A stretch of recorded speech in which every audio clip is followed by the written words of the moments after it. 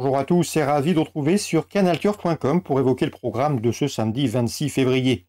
Nous évoquerons la réunion principale. Elle aura pour cadre l'hippodrome de Cagnes-sur-Mer, l'hippodrome azurin qui clôturera d'ailleurs son meeting hivernal de plat, avec notamment le Quintet, mais également un autre temps fort, le Grand Prix 06, qui lance quant à lui l'édition 2022 du défi du galop. Donc nous évoquerons donc ces différentes rencontres.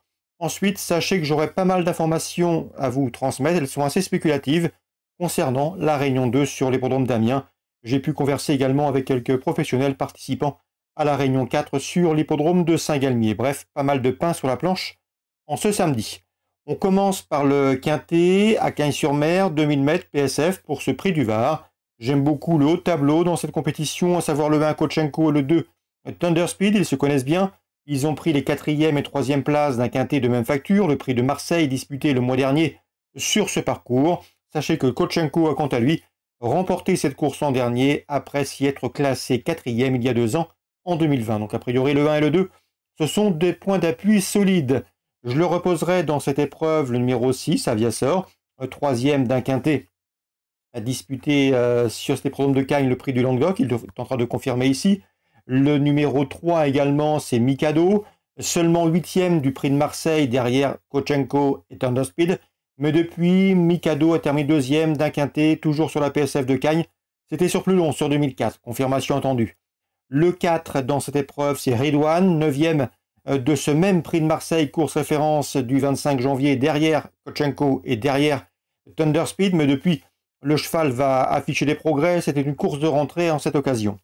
Le numéro 7, Into Face, est un cheval régulier, en forme. Il a remporté une course à réclamer au cours du meeting et s'est depuis classé 6e d'un quintet au mois de février.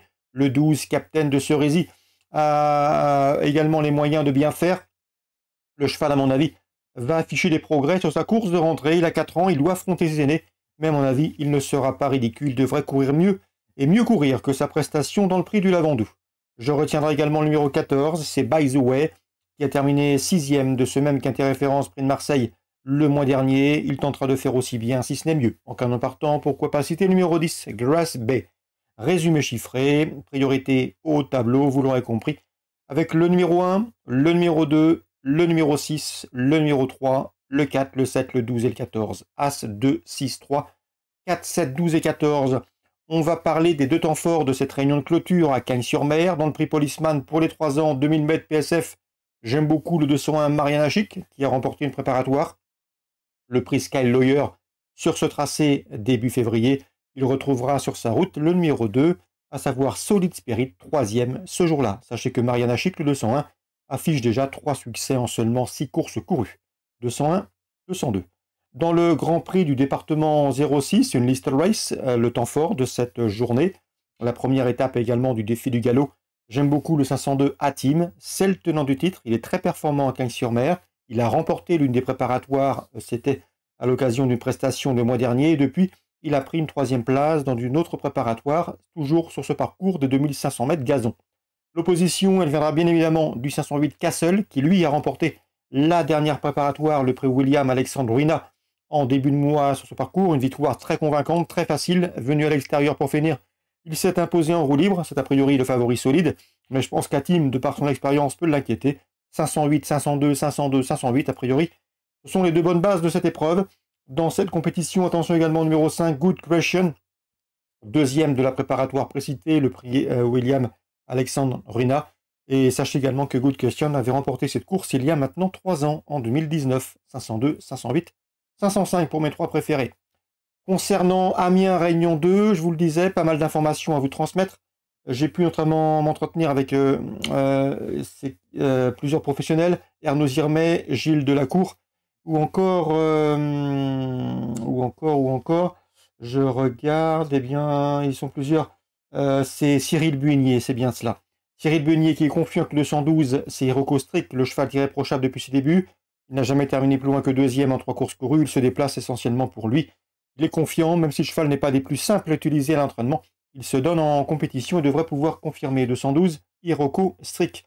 Je lui opposerai le cheval présenté de Rivet Arnaud Girmay, le 201. C'est Igor Delpa, le moins riche du lot. Mais attention, il a la pointure d'une course comme celle-ci. Il peut parfaitement terminer sur le podium. 212, 201. Leurs entraîneurs sont confiants. Dans la troisième, le 302, c'est Hydra d'Acadie, s'élancera avec la confiance de Gilles Delacour, qui aura également plusieurs partants, mais il est confiant avec cette jument. La course est belle pour cette jument, que des femelles de 5 ans, un bon numéro dans la voiture. Il faudra que son pilote se montre vigilant au moment du départ, mais la jument a parfaitement les moyens de jouer les premiers rôles. Concernant Ernaud Zirmet, il drivera le 310 Austin de Crène. Elle devra composer avec un numéro en deuxième ligne Autostart, mais sachez qu'il la juge en retard de gain. Il y aura une cote intéressante, donc n'hésitez pas à l'inclure dans vos champs réduits, en couplet ou en trio. Dans la quatrième, le 403 Halo de Crène s'élancera également avec la confiance de son entraîneur Ernaud Zirmet. Le cheval vient de gagner plaisamment à Vire.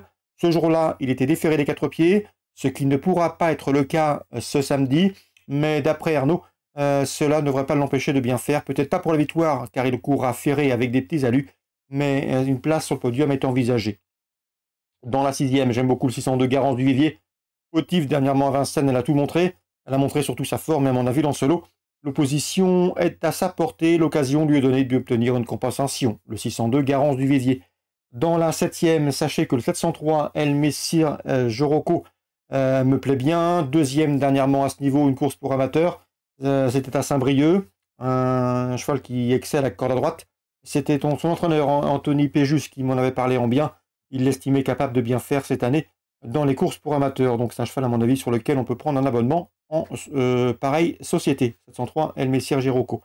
Donc s'il fallait résumer pour Amiens Réunion 2, pas mal d'infos. 212, 201, entraîneur confiant. 302, idem avec le 310. 403, 602 et 703. Saint-Galmier Réunion 4. J'ai eu l'occasion d'entretenir avec Guillaume Huguet en ce milieu de semaine, notamment pour ses partants de jeudi à Saint-Galmier, si ma mémoire est bonne, ou à la soie, pardon. Ici, pour Saint-Galmier, il est confiant avec le 607 d'Iwan Nemo. Iwan Nemo qui s'entend bien avec sa partenaire, il est confirmé en amateur, c'est un cheval qui apprécie les parcours de vitesse, il peut aller de l'avant, il a une bonne vitesse de base, et à mon avis, il va s'imposer de bout en bout, le 607 d'Iwan Nemo. L'opposition peut-être le 601, félicitations, qui effectue une course de rentrée, mais qui a prouvé qu'il fallait compter avec elle à ce niveau. 607 pour la victoire, le 601 pour les couplets. Dans la septième, sachez que Guillaume Huguet présente le 709 Into the Mystic. Cela fait 2 fois qu'il le recommande et 2 fois que son protégé s'impose. Confirmation était si attendue. Mais l'opposition à fière allure avec le numéro 10 localement, Easterman. Nous l'avions fortement recommandé dernièrement lorsqu'il a gagné. Jonathan Coq l'aime beaucoup. C'est un cheval qui devrait pouvoir répéter dans ce lot. Ils devront redouter un visiteur. Le 11, Invictus Mancourt, l'écurie de Thierry Veldestin, se déplace dans Centre-Est avec ce 711 qui, à mon avis, a également la pointure. Donc 3 chevaux à vous conseiller pour la 7e, pour d'éventuels couplets. Le 9, le 10 et le 11 pour la 7e. Concernant la 8e, attention à un cheval qui affiche que des disqualifications au compteur et pourtant, il est estimé par Jonathan Coq. C'est le 810, Jaggerman. En dernier lieu, dans le Centre-Est, il avait course gagnée lorsque le cheval a fait la faute aux abords du disque.